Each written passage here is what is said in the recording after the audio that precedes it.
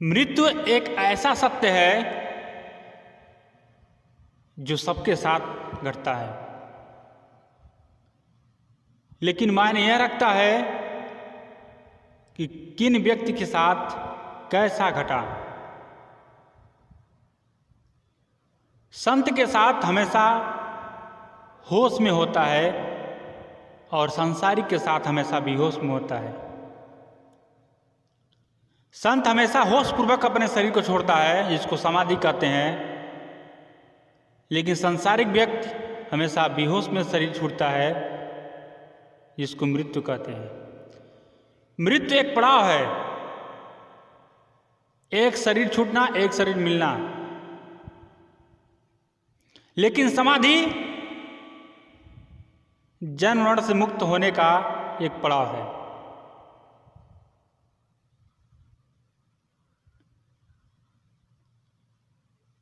कहने का मतलब, जो सांसारिक व्यक्ति है उसके साथ जो घटेगा मृत्यु, वह एक पड़ाव है। घटने के बाद उसका एक पड़ाव और मिल जाएगा, उसका एक शरीर और मिल जाएगा, एक शरीर छूटा एक शरीर मिल जाएगा। लेकिन समाधि में, समाधि भी एक पड़ाव है, लेकिन इसमें कुछ लंबे समय का अंतर हो जाता है। इसमें जन्म मरण से मुक्त होता है, लेकिन आवश्यकता पड़ने पर परमात्मा फिर उस संत को आवश्यकता पड़ने पर भेजती है। यह नहीं है कि समाधि हो जाने के बाद फिर वो अगला संत फिर इस धरती पर नहीं आएगा, आएगा, लेकिन आवश्यकता पड़ने पर। लोगों का कल्याण करने के लिए, लोगों को दिशा देने के लिए, लोगों को उस मार्ग पर चलाने के लिए, लोगों को उस दिशा देने के लिए, लोगों को असत्य का मार्ग बताने के लिए, वो दूसरे के लिए ही आता है संत।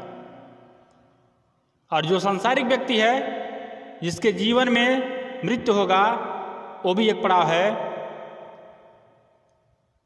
लेकिन वो खुद को जानने के लिए, खुद को बोध करने के लिए उसका पड़ाव हो रहा है। उसके शरीर का जो पड़ाव है, वो खुद का बोध करने के लिए बार बार उसको मिल रहा है, बार बार उसको अवसर मिल रहा है, बार बार उसको जीवन को समझने के लिए मिल रहा है, लेकिन नहीं समझ पाता है वो। दोनों जगह पड़ाव है, एक होश का पड़ाव है, एक बेहोश का पड़ाव है।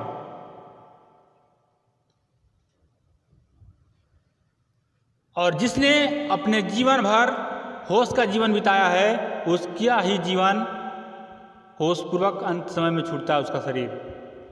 जिसने अपने जीवन में बेहोशी में जीवन बिताया है, उसका अंतिम समय भी मृत्यु बेहोशी में होता है। तो हर व्यक्ति को होश पूर्वक होने की जरूरत है, होश पूर्वक अपने शरीर को छोड़ने की जरूरत है। और जब तक आप इस धरती पर हैं, अगर होश हो गया है तो लोगों को दिशा देने की जरूरत है। जिस मार्ग पर आप चल करके होश पूर्वक हो गए हैं, उस मार्ग का दिशा देने की जरूरत है।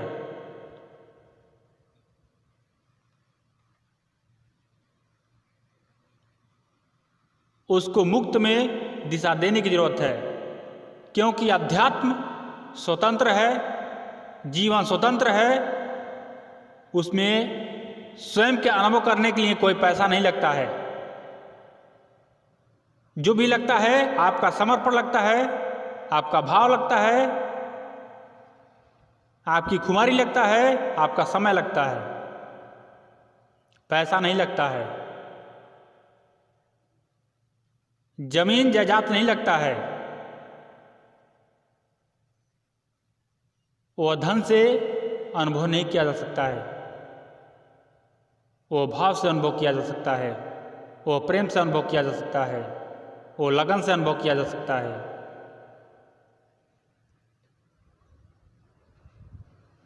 जिसके जीवन में यह चीज घट गया, वो जब तक रहेगा अपने जीवन में तब तक कहीं ना कहीं वो दिशा देगा जरूर। लेकिन आज दिशा देने वाले भी बहुत हैं, कुछ बनावटी हैं, कुछ सत्य का दिशा दे रहे हैं।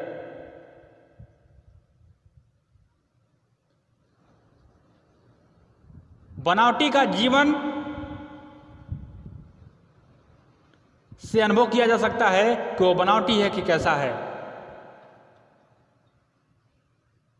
जो आज दिशा देने वाले हैं उनके जीवन पर एक बार नज़र रख लीजिए कि वो अपने जीवन में कैसा जीवन जी रहे हैं और जीवन जीने की कला को क्या सिखा रहे हैं। इसी से अनुभव हो सकता है कि वो सत्य का मार्ग बता रहे हैं कि सत्य के पीछे वो धन कमाना चाहते हैं, नाम कमाना चाहते हैं, नाम बड़ाई कमाना चाहते हैं।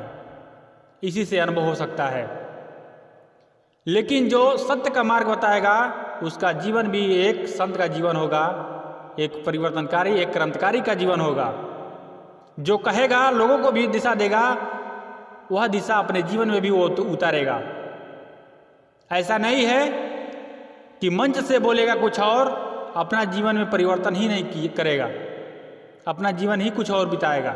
ऐसा नहीं होता है। वो बनावटी संत का जीवन होता है। जो संत होता है, जो दिशा दूसरे को देता है उसी दिशा में चलता भी है।